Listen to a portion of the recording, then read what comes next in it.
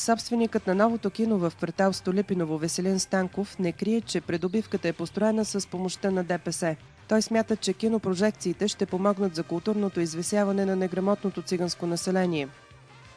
Репертуарната политика тепърва ще определяме в зависимост от нагласата на населението.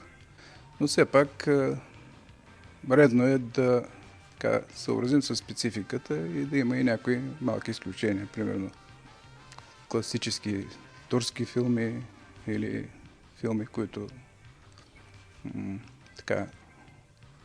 възпитават някакви ценностни критерии в това население. 23-годишният Джани гледа само криминални филми. За него техните сюжети имат образователна цел. От тях той се учи как да постъпва в реални житейски ситуации. Всеизвестно е, че Столипиново е квартал, в който 80% от доходите на населението идват от незаконен бизнес. Наркотрафик, проституция, продажба на безакцизни стоки, нелегални работилници и питейни заведения. Обичам да гледа криминални кино, за да стане неща за наркотици, за грабеж, за полицейски кино. Такива кино аз гледам. Словно моят приятел, всъщност, дето слушам говорите, той всъщност хубав филм, много хубав филм. Там, словно моят приятел, дето как удар го с пистолето, как върви, гребна чанта там.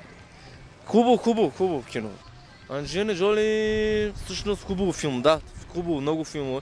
Аз преценявам, че това е нещо криминален, като криминален Анджелина Джоли. Правят филмите като приказка. Докато за Джани киното е свят, в който добрите винаги побеждават, за 15-годишния Ахмед седмото изкуство е реалност, в която мъжете с големи тупаници раздават лично правосъдие на улицата. Да, обичам с Майк Тайсон фацките и хубаво играе. Вайото Дикси гледахме на него и хубаво играе нещо, прилича на нас, хубави неща права, драстини на нас права. Какво да казвам? Какви филми гледаш? Джеки Джан, Франк, Брус Ли.